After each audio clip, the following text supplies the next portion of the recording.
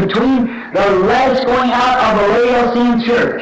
அந்த காலத்தில் தான் நாம் இப்போது ஜீவித்துக் கொண்டிருக்கிறோம் என்று நான் நம்புகிறேன்.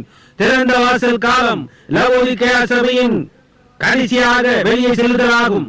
It's exactly 325 years to the Laodicean council.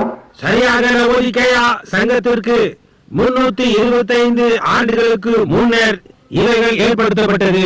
And in that they adopted these forms such as sprinkling, pouring, and false baptisms, false Holy Spirit, all these other things.